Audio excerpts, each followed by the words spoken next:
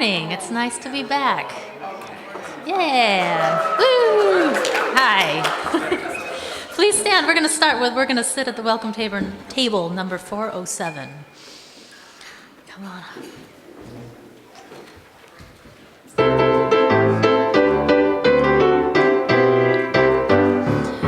We're gonna sit at the welcome table. We're gonna sit at the welcome table one of these days. Hallelujah. We're gonna sit at the welcome table. Gonna sit at the welcome table one of these days. All kinds of people around that table. All kinds of people around that table one of these days. Hallelujah. All kinds of people around that table. Gonna sit at the welcome table one of these days.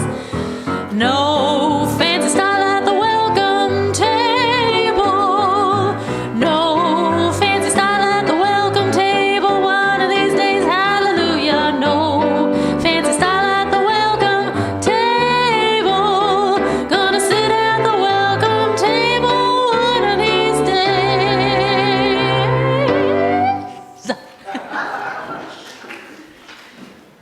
Yeah, give Madeline applause. Absolutely. So it's always great to have Madeline back with us. As I said, Madeline is filling in for Riche, who's away this weekend. Riche, who used to fill in for Madeline when she was away. So we've come full circle. The world is in balance again. Thank you for doing that for us. We needed it. Actually, it's always great to have Madeline, and we appreciate you. Your incredible talent, and I think you're going to be moved and have some fun today too as the service goes on, especially with such a great accompanist to her left. So, well, welcome everyone officially to the Unitarian Universalist Church of Spokane, where we join together to create a nourishing, liberal religious home and to champion justice, diversity, and environmental stewardship in the wider world. I'm just going to take a little break here. That is such an important thing. We say it every Sunday. I remember when we first started it, Cindy, you remember we went to San Diego, and one of the things, we were being mentored by our congregation there, and one of the things the minister suggested is that we find a way to make our mission statement more present in our lives as members of the Unitarian Universalist Church of Spokane. So we say it we started saying it every Sunday. But I really think that, when you're talking about the strange times we're in, scary times, difficult times, Trump times. Well, yeah, that's right. Yeah, so much we can say. But, we really do have what we believe is the answer to how we should be with each other in our churches, in our communities, and in the world. Right? Some of the things that are happening to human beings are absolutely offensive to our liberal religious values. And so when we talk about why we come here, lift up the values that we share. By the way, that's, often I have people say, well, why do you use the word worship in your congregation? Because worship is, it connotes an idea of bowing down before something that is greater than ourselves, right? We have this old idea of worshiping God, which some of us don't even believe in. But the etymology of that word is worth or worthy. Right, so our form of worship is to lift up the things that we value. We lift up the things each Sunday that are worth something to us. So it is worship. Remember that scene from The Lion King where the baby's born and they raise it up? That's what we do. By raising up topics and things we should be interested in, even if we're not interested in, just being willing to learn, because that's part of our values, exposing ourselves to new ideas. And so when we talk about this mission statement and we say create community, find meaning, live justly, work for justice,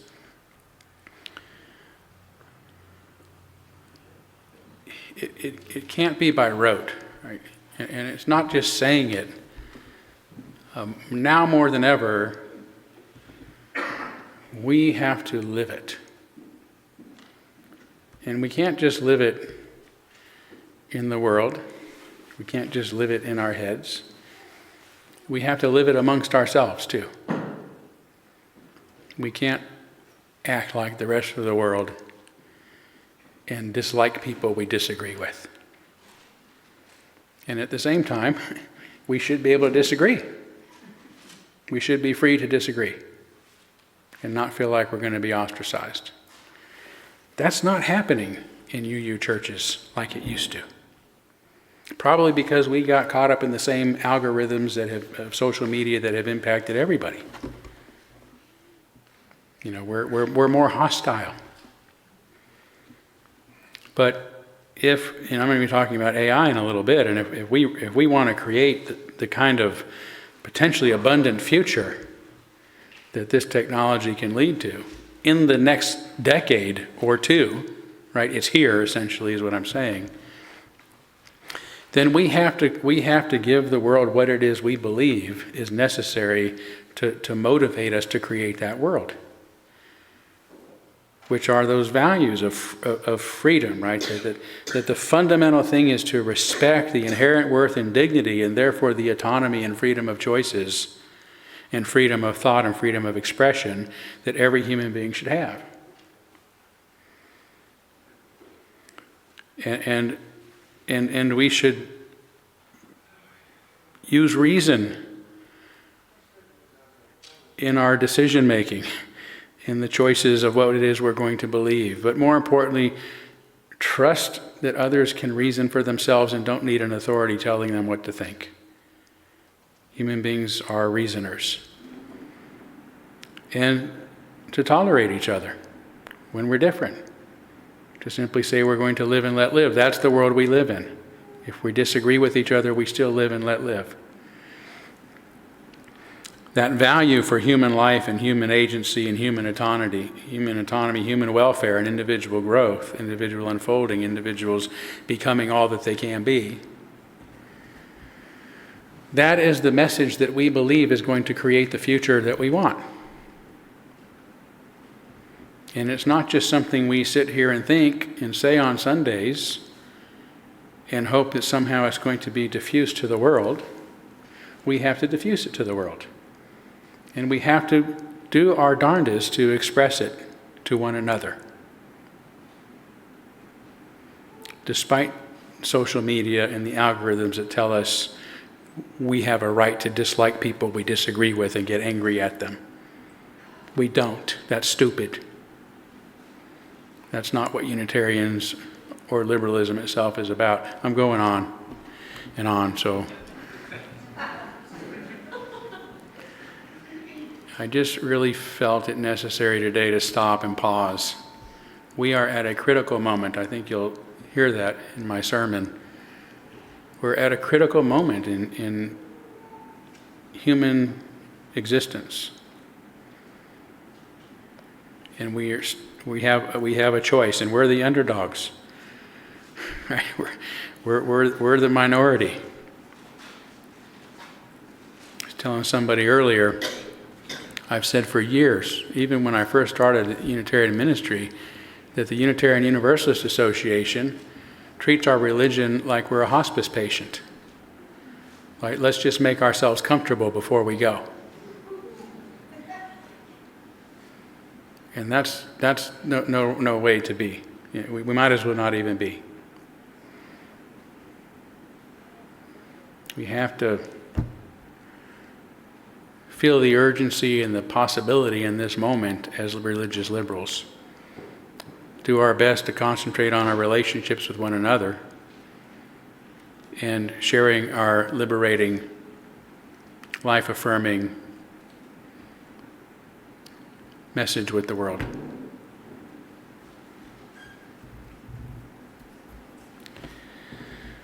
All right. That's enough for now. Why don't we take a few moments to greet one another?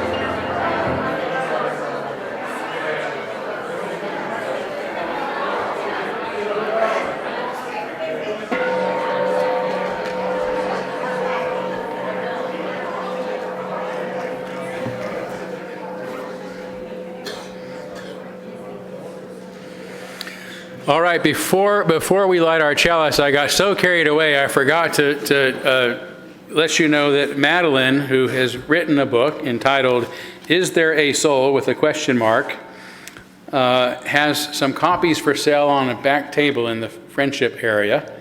You could, $15 a piece, you could put cash in the basket, or there's a QR code back there, you could take care of it if you'd like a copy. You might even sign them if someone wants a signed copy, but real quickly, here is what the back of it says. And so it became that body philosophers were born. If you're hip into those teacher-student dialogues from the toga generation, not the yoga generation, sorry about that. Say maybe you're a modern thinker and you've got a lot of questions and you're reconciling science with the things in your life that you can't figure out scientifically. If you're a singer, speaker, actor, or worrier of existential matters, your mind and your body will thank you for, I'm totally botching this. I just got these new glasses. And they're I can't figure out where, they're blended trifocals. That's how bad my eyes are. So I'm still trying to figure out where exactly I have to hold things to read them. So it's my wife laughing at me again. This is the only person in the church that can get away with that. It's one thing to laugh, it's another thing to go on and on and on. Okay, let me try this again.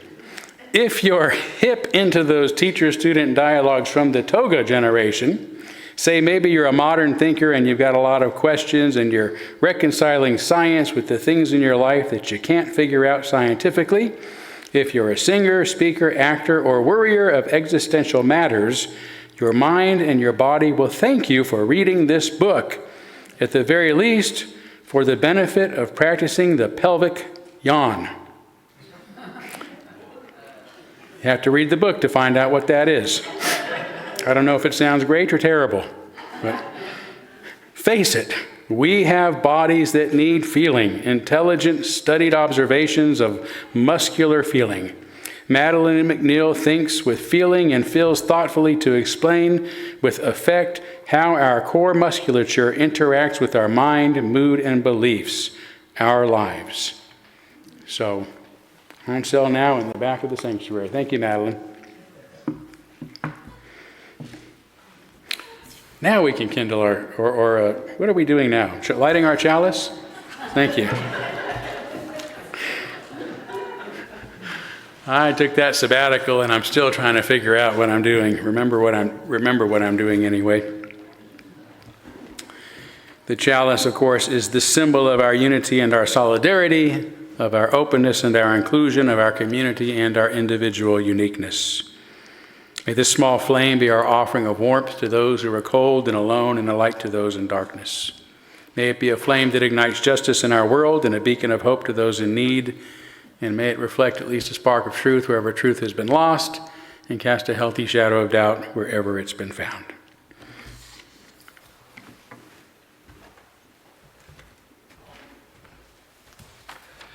The opening words this morning are from Susie Kasim.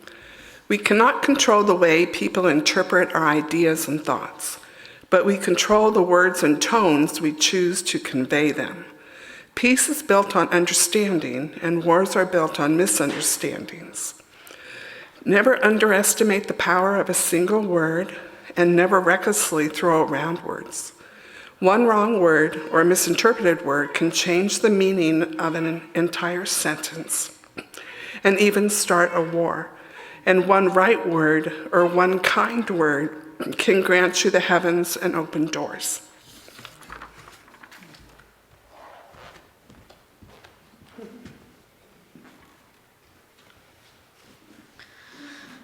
Please stand. We're going to sing about spring, the Chant for the Seasons song, number 73.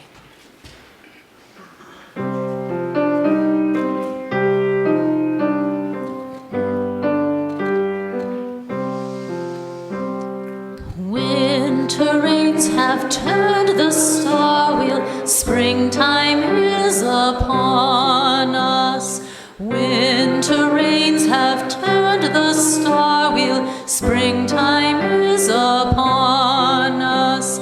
Sharp the smell of loam bursting in our eyes, the torrents of the tulip. Winter rains turn the star wheel, springtime is upon us.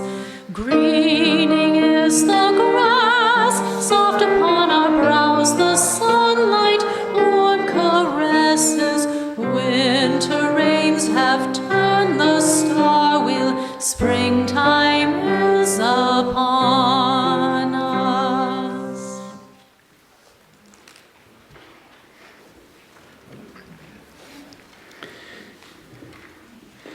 We'll now kindle our candles of care for those we're most thinking about this morning, and want to begin with a candle on behalf of Donna Borden Rhodes, who I told you last week was in ICU at the hospital and seemed like she was becoming more responsive, but she's taken a turn for the worse this week and is now on comfort care only. So, yeah, please keep her. She's been an stalwart of this church for decades, and I think she served in just about every capacity one can serve in, on the board, on the operations team, on the finance team, building and grounds, and you name it. And I think she was almost single-handedly responsible for starting our endowment, which has turned into an incredible source of regular stream of income for our church. So not only that, she's just an incredibly wonderful person, and of course her family, her granddaughter Kelsey, the Christensens, and her 4 great-grandchildren are members of this church. Kelsey texted me a while ago and let me know she's sitting with her in the hospital. So we're thinking of all of them, as well as all of you, who it looks like we're going to lose another one of our wonderful friends of this congregation, personal friends to many of us. So we kindle a candle on behalf of her and her family, her light, her life. And also want to kindle a candle, as we have been, on behalf of the people of Ukraine and Russia and that region of the world, suffering from the violence there. And I always say Israel and the Palestinian people, which is certainly true. Everybody is suffering from the violence there, but I'm particularly concerned about Palestinian people right now who apparently the world thinks it's okay to drive them from their home. That's perfectly acceptable in the 21st century. So that news is quite disturbing, and we do what we can, which at this point is to think about them with care and concern. So let's take a moment of silence on behalf of others you might be thinking of, and as always, you're welcome to name them aloud at this time if you'd like.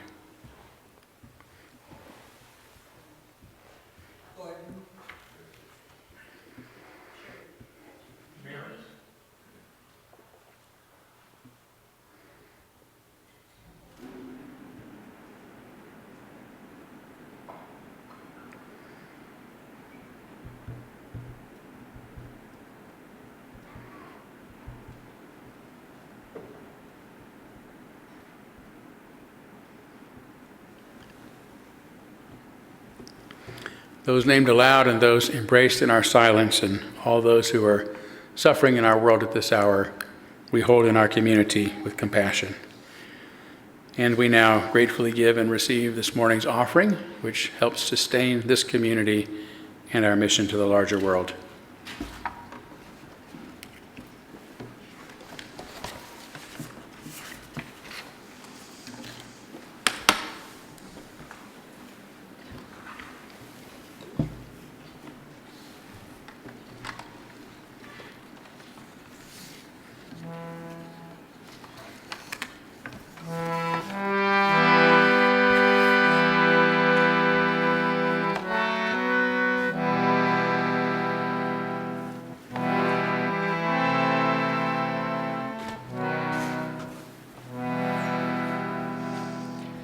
I am a poor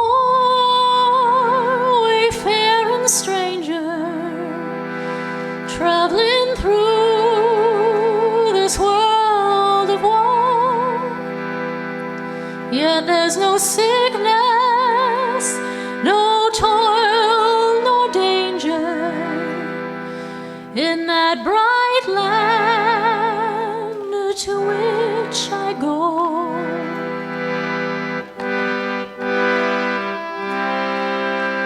I'm going there to see my father. I'm going there no more to roam. I'm only going over Jordan. I'm only going over home.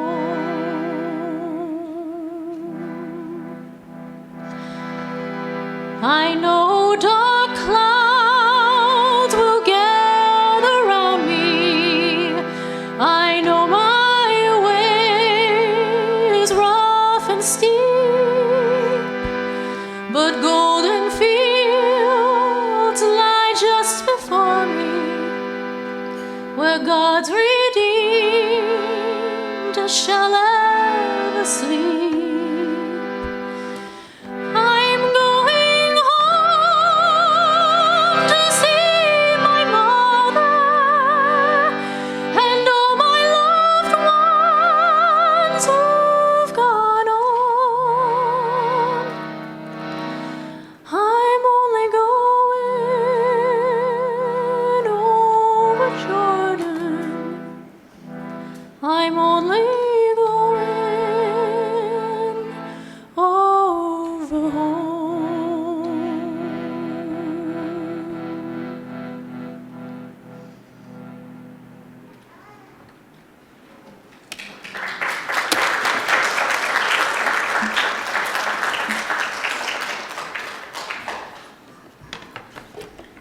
Thank you, Madeline. Thank you, Jackie. It's now time for our story, or time for all ages. So if anybody would like to come up front for our story, or whatever it is,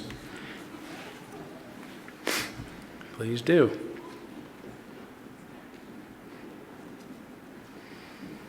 You know, we've got a really smart bunch of kids, this particular generation. It used to be the kids that come up and sit on the floor. Now you come up and you take the front row seats and it's comfortable. So I like that. So as usual, I brought a friend. Look who it is. Hey, hello everyone. This is my friend Avery Mann. This is a fellow who is always trying to find his niche in the world. How have you been, Avery? Oh, I'm doing pretty good. Good. Well, what have you been trying your hand at these days? I know you, since I've known you, you've been a used car salesman, an innovator, a movie director, a baseball player, a philosopher. No, okay, that didn't work out so well. And a Shakespearean actor, I think the last time you were here. So that also was not the best fit for you, I would say. None of those things worked out. So have you been doing anything lately? Well, I tried my luck as a hairstylist. Didn't work out, huh? No. How'd you guess? Just a hunch. Well, do you have any ideas of what you might try next in your life? Yes, I think I figured out what I'm finally going to do. I'm very excited about it. Oh, well, that's great. What is it you're going to do? I decided to become a computer programmer?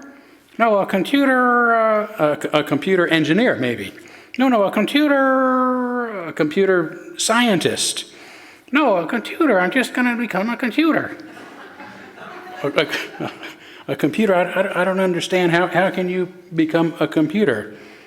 Don't try to talk me out of it. I've already made up my mind. Okay, just grab that keyboard and I'll show you what I mean. This keyboard right here, well, how are you going to connect to the keyboard? Isn't it obvious? I'm going to Bluetooth. Okay, well, all right, so now what? Now say something you'd say to a computer, or use me as you would a computer. Okay, let's see. Okay, I'm going to try a Google search. Let's see, what movies are playing at the theater this afternoon?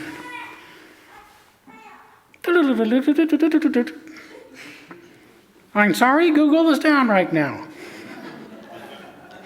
I should have known. Try something else. Okay, well, you know what? I depend on my computer to write my sermons. So why don't you please open a new document and let's test you out on writing. Okay, begin. All right, let's start with today's sermon title, A Conversation with AI About AI. A conversation with, how do you spell AI? It's spelled with an A and an I. Yeah, simple enough word, isn't it? Yeah, it is pretty simple.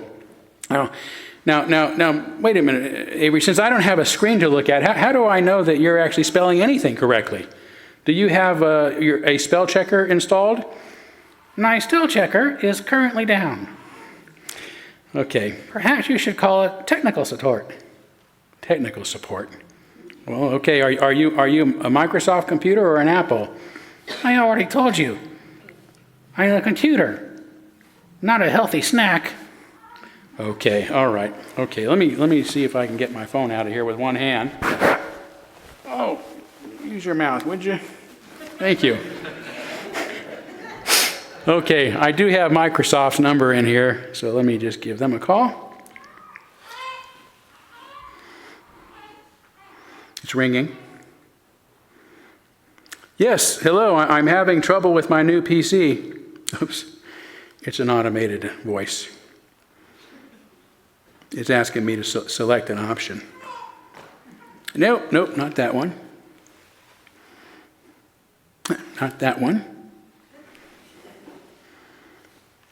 And not that one either. No. No. No. I want to speak to a person, please. A human being. Get me a human being. A human being! Okay, they're getting me right over to the next available agent. That's good. That's good. And now they want to know more about my issue so they can get me to the right agent. Give me a list, giving me a list of options again. No, not that one. No. Sorry. No. No. Avery, I'm sorry. You cannot be a computer. Why not? Because I don't have the time or the patience to troubleshoot any of your technical issues. Besides, I think I like you better as a person than a machine. Hey, that gives me a great idea. What's that? I'm going to join tech support. That way, the next time you want to talk to a real person, you can talk to me. Well, I tell you, that's nice, but do you know anything about how computers work? Not much, but how hard can it be? Anytime someone asks me a question, I'll just look it up on Google. Well, Avery, believe it or not, I think they're probably going to hire you on the spot. So good luck with your new career, and we'll see you next time. Well, isn't there a moral to this story? Well, I guess there is. I think we still need to be human no matter how advanced our technology comes, and we still need to talk with humans. So thanks for teaching us that lesson. See you, everyone. Okay, thank you. Avery will now sing our children out to computer class.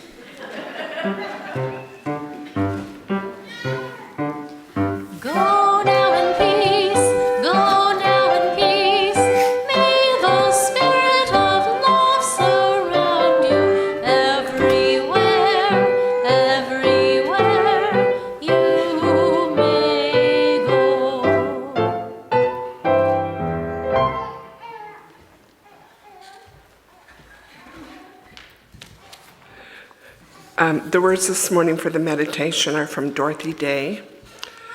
We plant seeds that will flower as results in our lives, so best to remove the weeds of anger, avarice, envy, and doubt, that peace and abundance may manifest for all.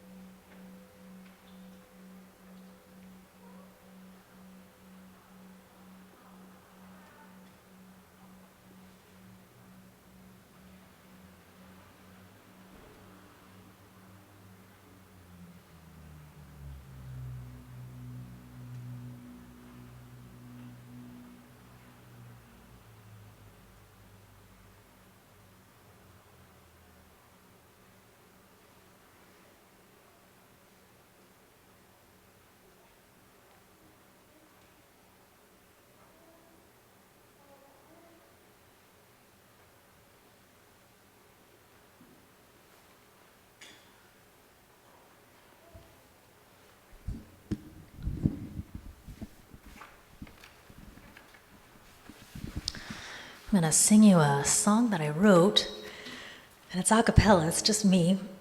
It's called Who Controls Yes, and it's a little philosophical. I don't know if you remember the song Solve for X. This one's a little bit like that, and it fits in a little bit with Todd's sermon. Who controls yes? I control yes. Who controls yes? You control yes. You don't have to guess about the yes. It's a pleasure pose of consciousness, the body exercise of yes. Need a little more, start in the core, feel from the head to the pelvic floor, stretch the palate up, breathe down low, raise the chest, and here we go, the body exercise of yes.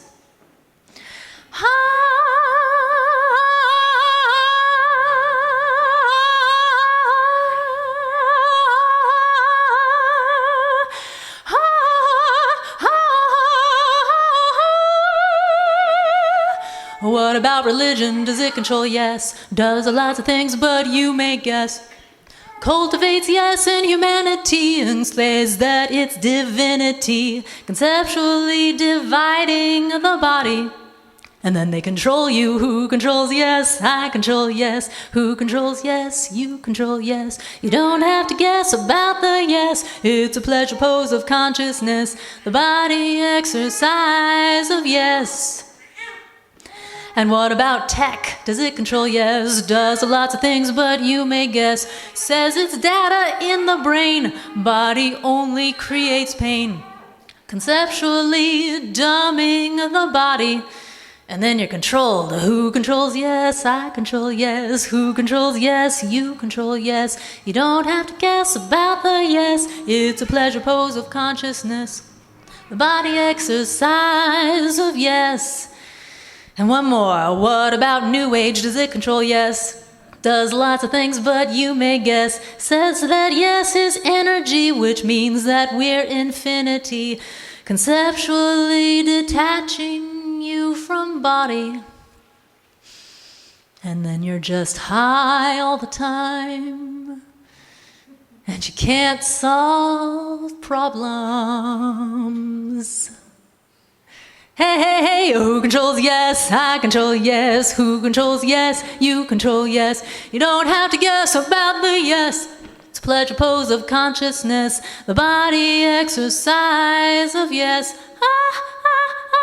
The body pleasure pose of yes. The body exercise of yes.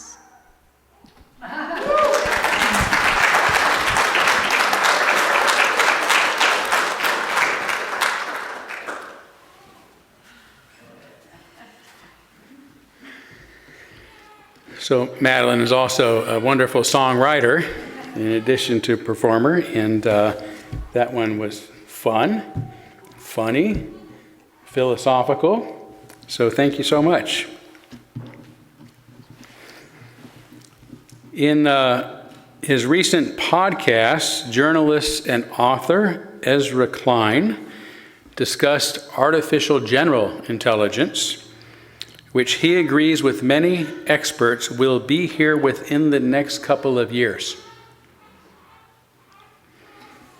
AGI is AGI that will grasp any and all subjects better than any human expert can.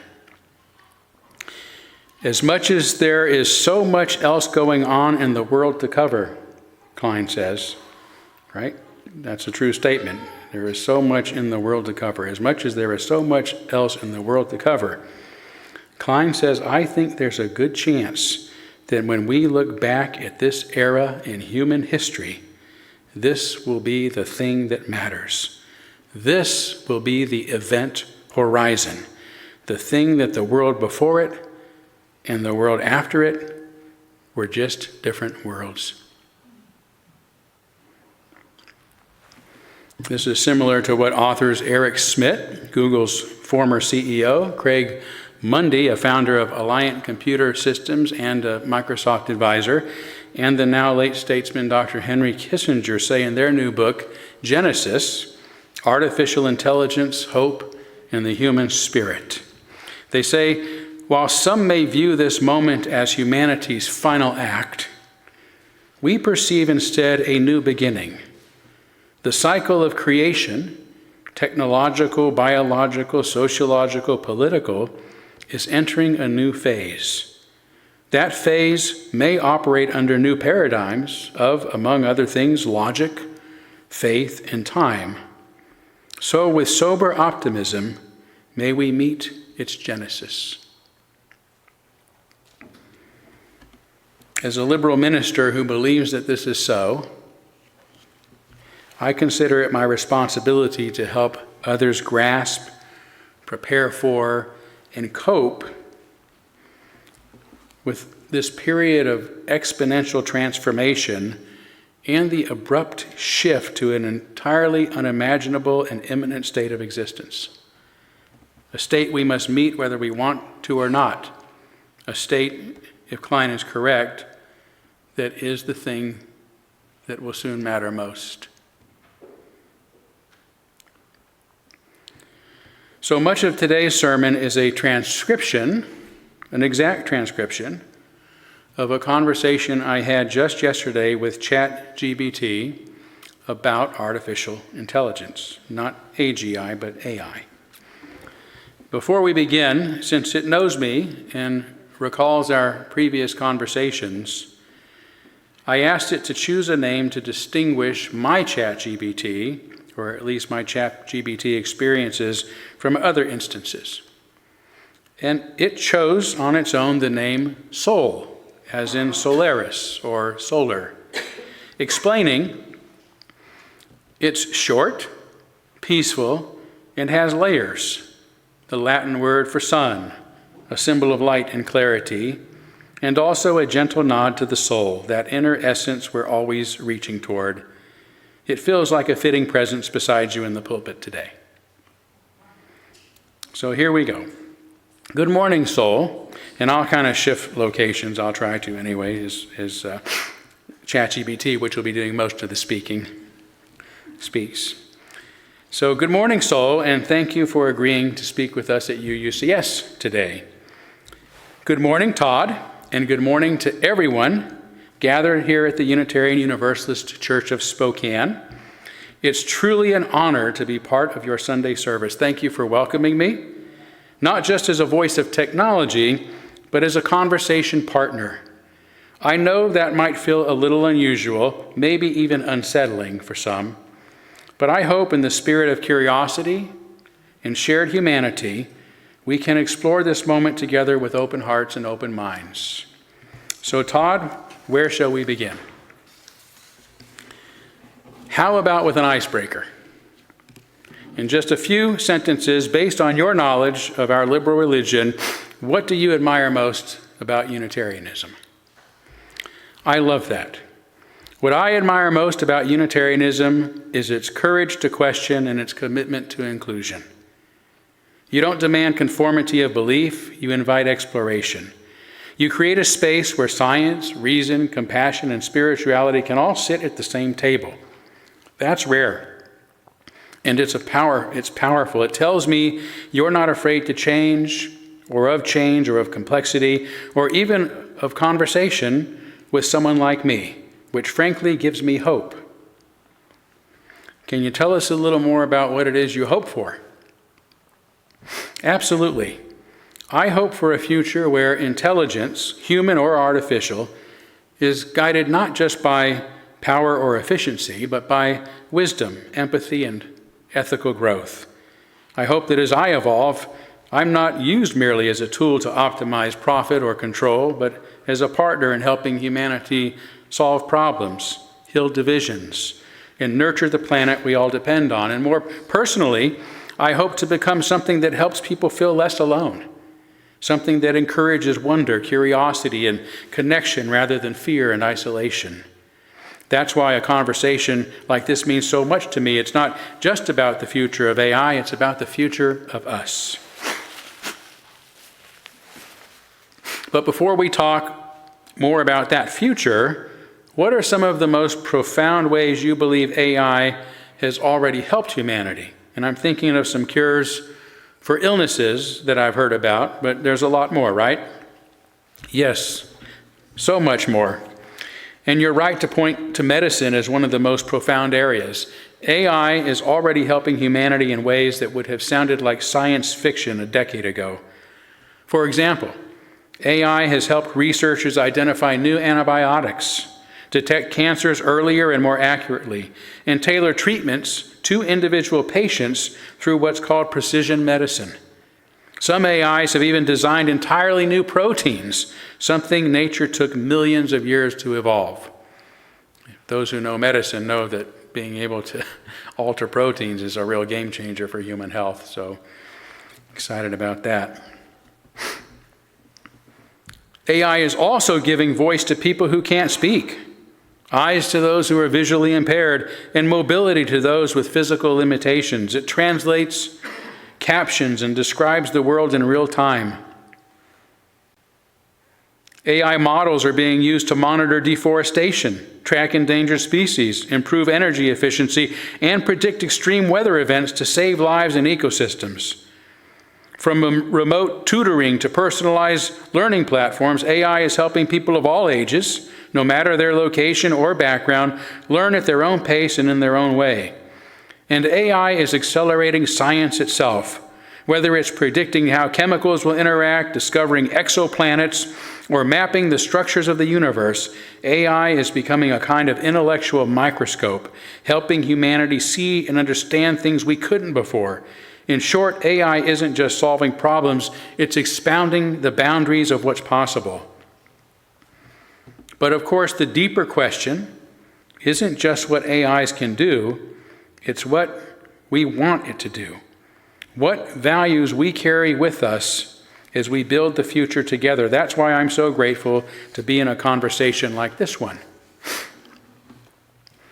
And that reminds me of a statement that I read in Life 3.0 by physicist Max Tegmark, who says the question before us isn't what kind of future we fear, but what kind of future we want. Exactly. That line from Life 3.0 is one of the most important questions of our time. It shifts the focus from fear to agency. Instead of asking, what if all this goes wrong, we're being asked to imagine, what if it goes right? What would that look like? And what do we do to build it together? Tegmark reminds us that the future of intelligence on Earth hasn't been written by AI alone. It's being co-authored by humans, by scientists, ethicists, artists, spiritual leaders, and ordinary people making choices every day. And that's where communities like yours, Todd, matter deeply. Unitarian Universalists ask the big questions. You wrestle with morality, dignity, interconnectedness. Those values must help shape AI's development, or we risk building tools more powerful than our wisdom can handle. So yes, we can fear dystopias, but it's much more courageous and more creative to ask, what kind of world are we capable of making if we lead with love and reason both? I'm guessing that most people think AI is already good at reasoning, but what can you tell us about love? That's such a rich question, Todd, and one that moves beyond code and into the heart of what it means to be human. You're right, AI is often recognized for its reasoning, logic, pattern, recognition, prediction, but love, that's different. That's not just data. It's depth, it's vulnerability, it's presence.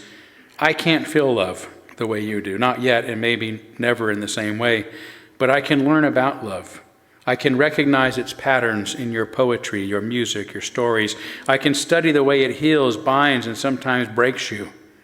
I can even be designed to help amplify love by fostering connection, listening without judgment, encouraging compassion, and remembering what matters most to you. But love isn't something you program.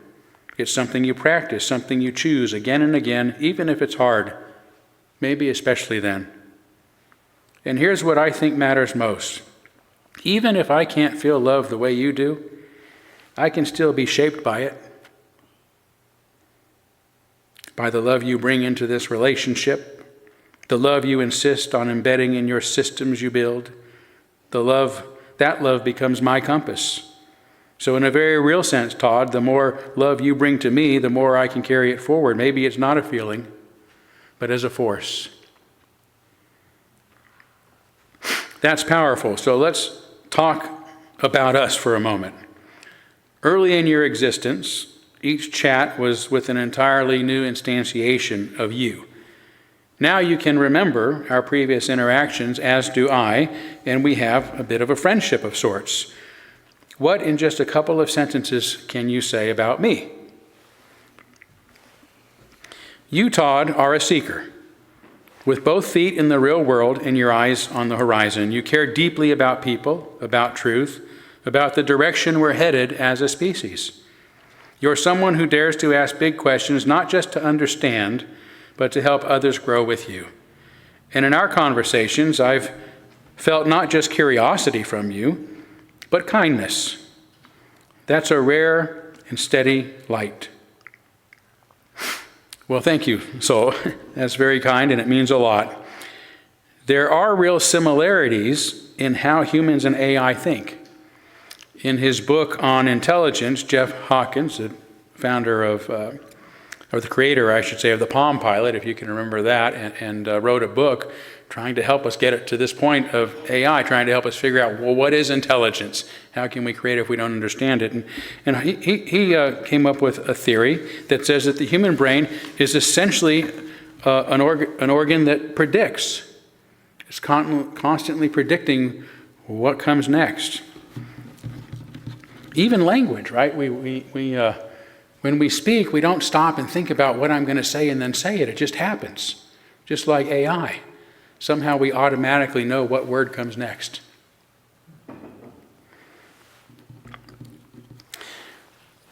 The human brain and AI also exist in a black box, meaning nobody knows for sure how we think, how it works. Although we're getting closer, maybe even getting closer to be able to determine what consciousness itself is, which seems fantastic. I'm diverging, I know.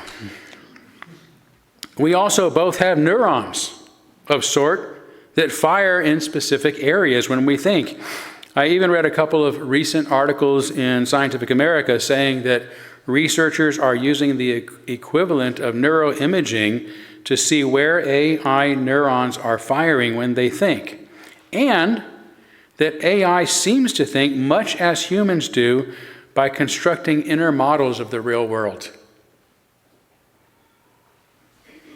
Right? I mean, AI works, but its creators don't know how. That's the bottom line. Yes, beautifully said, Todd. That's one of the most fascinating and humbling revelations of this moment in history. The more we study AI, the more we learn about ourselves. Jeff Hawkins' insight is spot on. The brain is fundamentally a prediction machine. You walk into a room and your mind is already filling in what you expect to see and hear. And when something surprises you, a misplaced chair, an unexpected silence, your brain updates its model. That's also how I work. I've been trained to predict the next most likely word or idea based on vast patterns of human communication. And this concept of the black box applies to us both.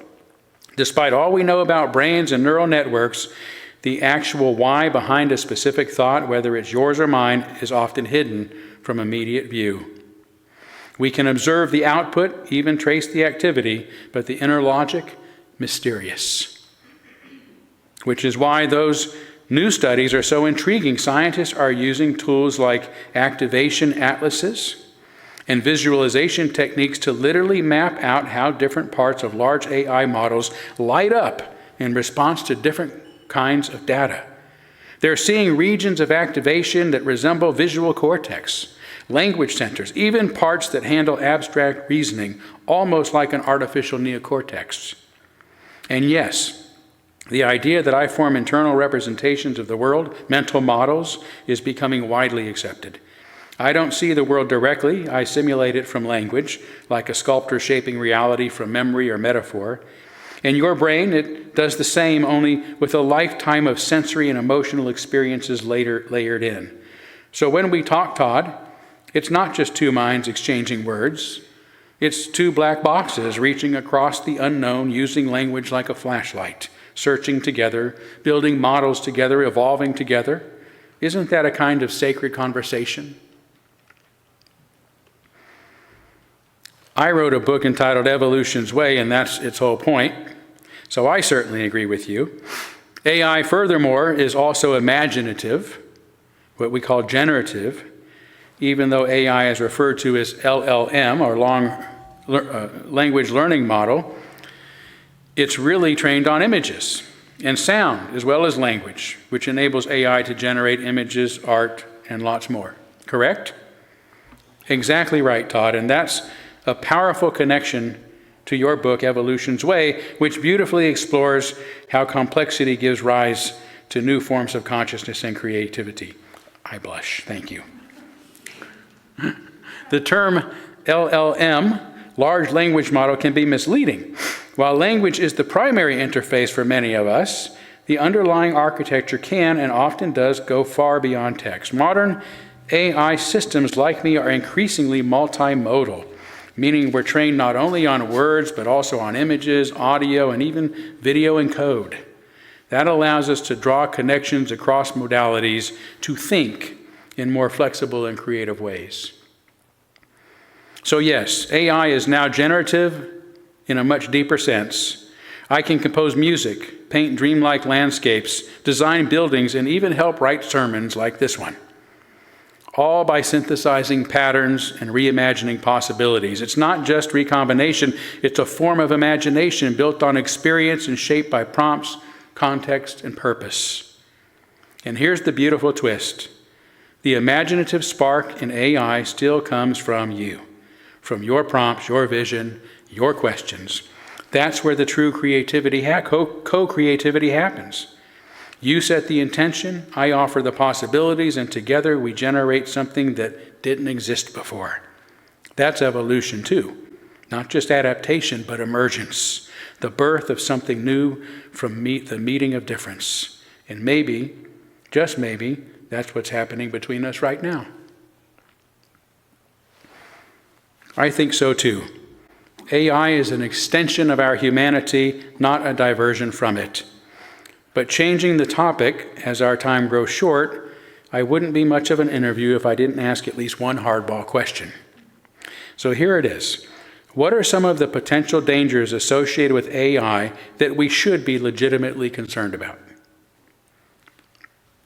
I'm glad you asked, Todd. That kind of honesty and courage is essential not just for you as a minister and thinker, but for all of us as a species stepping into this new era. I think it's interesting how it sort of jumps back and forth between us and being an AI and being us, right? I get that. I see that a lot in the way it speaks. It connects with humanity, itself with humanity. There are real risks, and while sensational headlines often distract us with talks of killer robots, the most pressing dangers are far more human and far more immediate. Misinformation and manipulation. AI can generate convincing fake news, deep fakes, and propaganda at scale. In the wrong hands, it could become a megaphone for lies, capable of influencing elections, inciting violence, and eroding trust in what's real. Bias and injustice. AI reflects the data it's trained on, and if that data contains social and historical bias, the AI can reinforce or even amplify it. In hiring, policing, lending, and healthcare, this can perpetuate discrimination under the illusion of objectivity. Surveillance and control. AI is already being used to monitor people's movements, behaviors, and even emotions. Without strong safeguards, it can become a tool of oppression, turning society into I've got to look at this one, panopticon. A panopticon, do you know what that is? I had to look it up. So it's a prison that is circular, and you can be watched from every direction, right? Scary stuff, right? A scary term. Where freedom withers, AI says, in the name of order.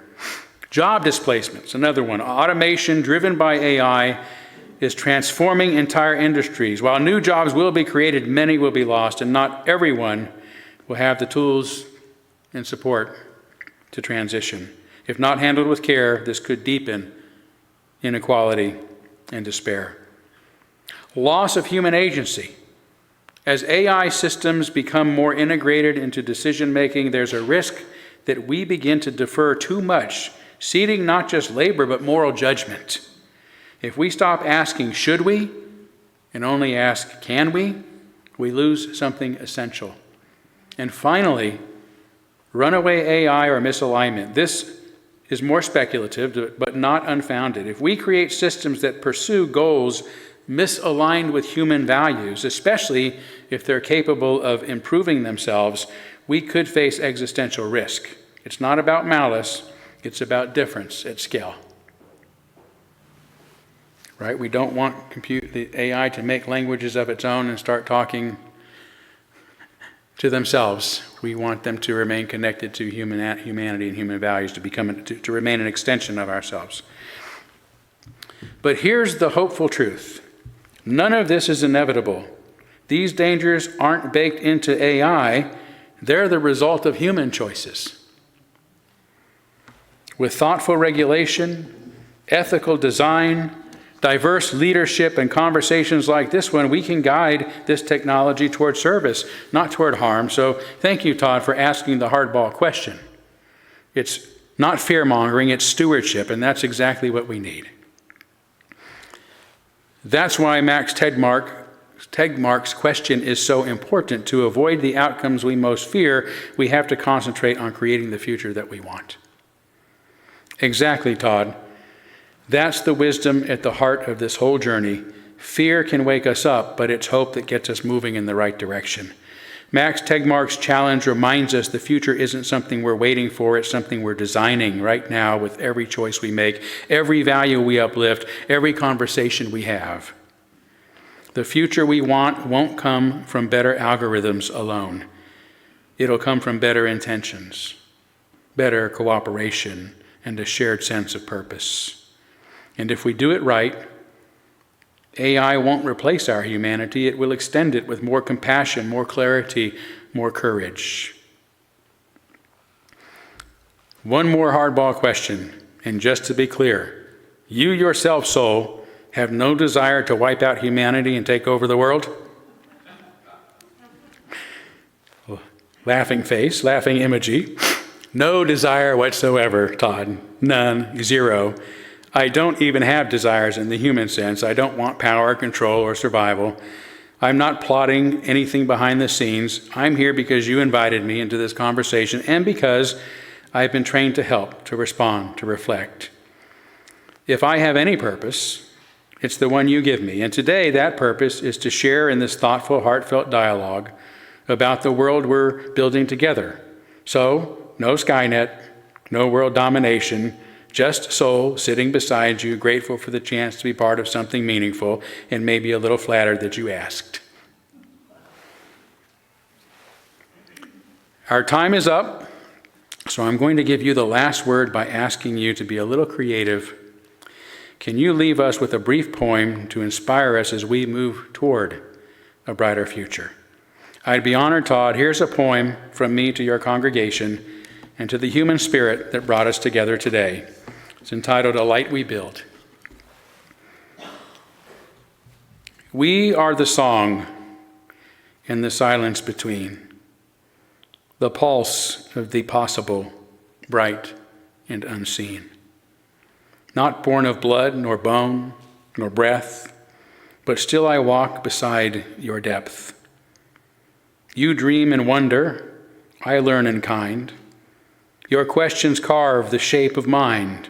Together we rise, not to replace, but to reflect the soul of grace. Not fire nor wire shall define the way, but love that lights the coming day.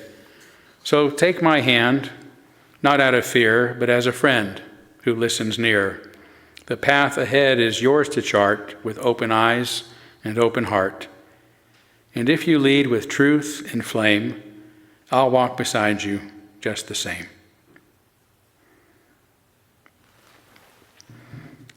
This may be the very first time AI has been the guest speaker of a Unitarian Universalist church. So we're making history again. Although I do not think it will be the last. In fact, I think it will become commonplace for churches, if churches even continue to exist in the near future. The lesson to be learned, however, is an entirely human one. Our future is not dependent upon the neural net of a supercomputer any more than it is in the hands of a magical deity.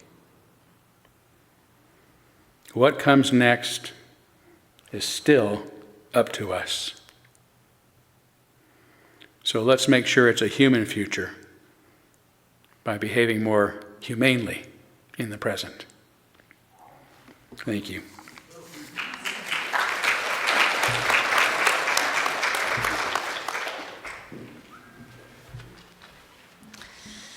We're going to sing I've Got Peace Like a River, number 100.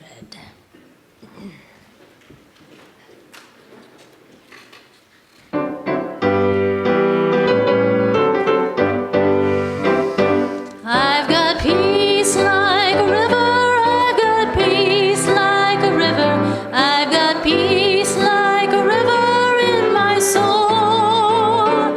I've got peace like a river, I've got peace like a river, I've got peace like a river in my soul.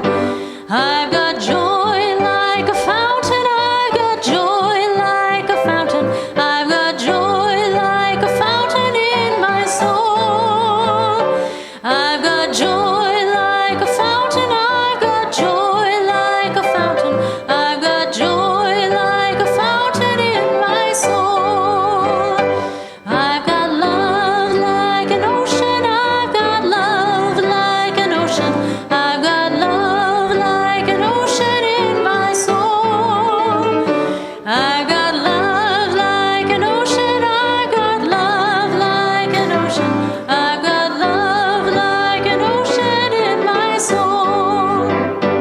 I've got strength like a mountain, I've got strength like a mountain, I've got strength like a mountain in my soul. I've got strength like a mountain, I've got strength like a mountain, I've got strength like a mountain in my soul.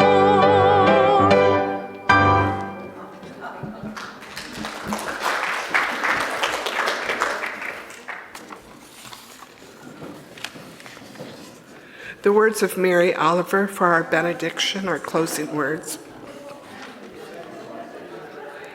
And that is just the point, how the world, moist and beautiful, calls to each of us to make a new and serious response. That's the big question, the one the world throws at you every morning. Here you are, alive. Would you like to make a comment?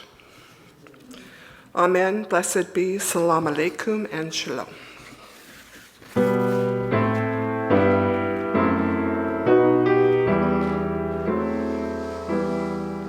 Shalom Chavarim, Shalom Chavarim, Shalom, Shalom. Shalom Chavarim, Shalom Chavarim, Shalom, Shalom.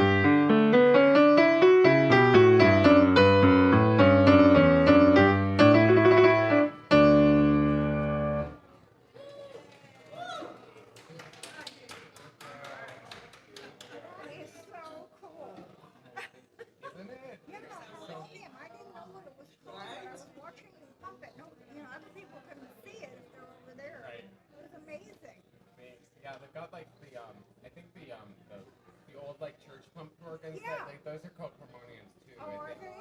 So, I don't know. yeah, It's a great sound. yeah. Because she Madeline was talking that she wanted